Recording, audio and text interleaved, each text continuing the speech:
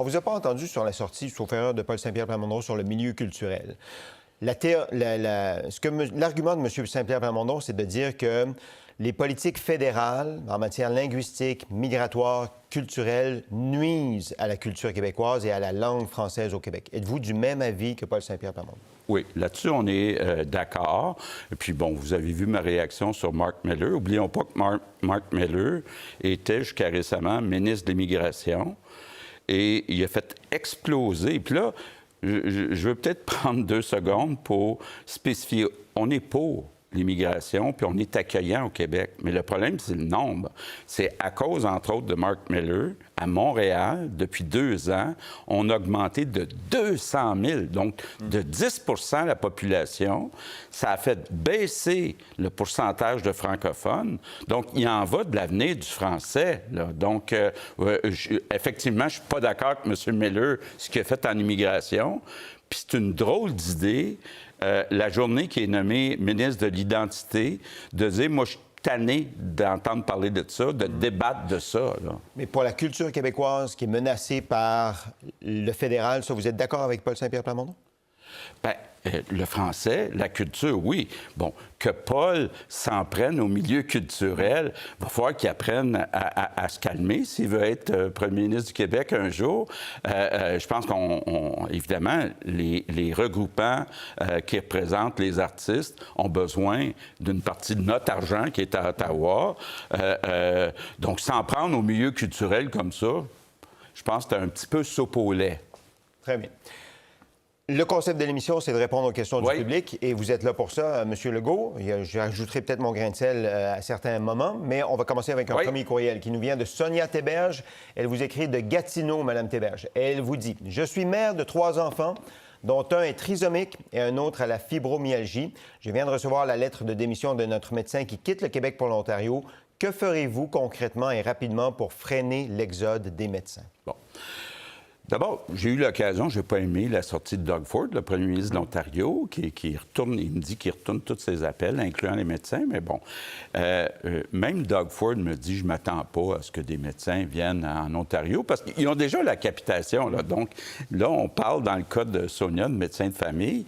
Bien, en Ontario, ils sont déjà payés selon la capitation. Donc, c'est une menace en l'air, selon vous? Je pense qu'il y a certains médecins qui sont vraiment inquiets, puis qui, pour le vrai, disent « Moi, je vais peut-être démissionner. » Parce qu'il y en a qui nous disent « Bien, mon salaire va baisser de 50, 60, 70 » Bien, je les comprends s'ils pensent ça, de remettre en question leur avenir, mais c'est pas ça la réalité. Donc, bien, j'espère, avec le docteur Ammiot, d'être capable de préciser puis de rassurer les médecins. Voulez-vous rassurer la population aussi? Oui. Parce que l'exemple de cette dame n'est pas unique. C'est-à-dire il y a plein de personnes âgées ou même des familles qui ont peur de perdre leur médecin. Donc, qu'est-ce que vous faites pour les rassurer, ces gens-là? Bien, ce que je leur dis, là, bon, vous êtes en politique depuis longtemps. Rappelez-vous, il y a 25 ans, le rapport Clair là, de Michel Clair disait qu'il faut changer le mode de rémunération des médecins. Ça a été fait à peu près partout, sauf au Québec. Au Québec, Gaétan Barrette, quand il était ministre de la Santé, a essayé de le faire. Puis son premier ministre, Philippe Couillard, a reculé. Parce que la pression des médecins est toujours très forte. Mais avec cette menace de partir aussi. Hein? Avec cette menace de partir, ça inquiète tout le monde de dire, bien écoutez, si vous me forcez à changer de mode de rémunération, moi, je vais prendre ma retraite. Bon, écoutez, c'est pas une façon, me semble, de servir les Québécois. Mais vous dites, je vais aller jusqu'au bout, je ne reculerai pas, je ne suis pas dans les sondages d'opinion. Mais en même temps, il y a de la population qui est inquiète. Oui, bien, ce que je dis, c'est, sur les principes, on a besoin, il y a plus de 500 000 Québécois qui n'ont pas de médecin de famille. Il faut qu'il y ait accès à un médecin de famille. On en a assez pour ça. Donc, là-dessus, je ne reculerai pas. Maintenant, sur les modalités, bien, on est très ouvert à discuter. Courriel de France Bourdeau, Drolet, qui écrit de Montréal. « Mark Miller est mon député fédéral. J'ai voté pour lui. Je considère que c'est une personne droite et efficace. Comment dois-je interpréter les propos du premier ministre Legault? Les citoyens qui ont voté pour Mark Miller devraient avoir honte? » Point d'interrogation. Oui. Bien, regardez, c'était lui le ministre de l'Immigration. Peut-être qu'il a juste exécuté les ordres de Justin Trudeau à l'époque. Mais la réalité, c'est que si on regarde les chiffres, là, moi, je suis un comptable, de 2022 à 2024, en 2 ans, le nombre de Montréalais est passé de 2 millions à 2,2 millions. OK?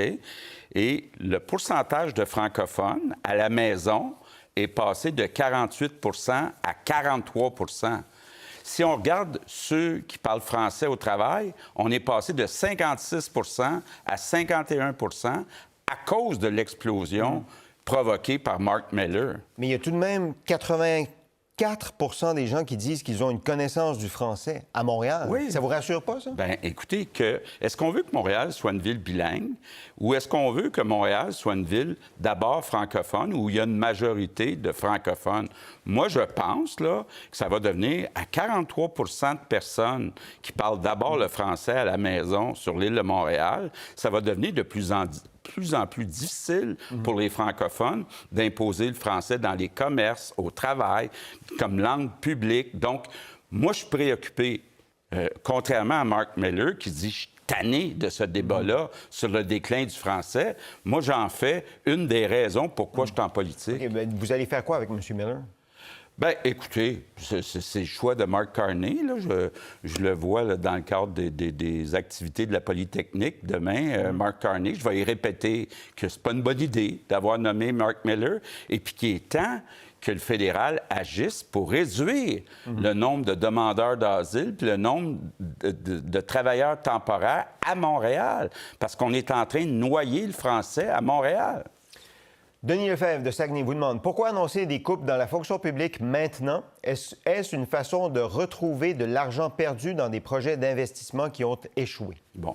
D'abord, c'est important de faire la différence entre administratif, bureaucratie et service. Il n'est pas question de couper un emploi dans les services.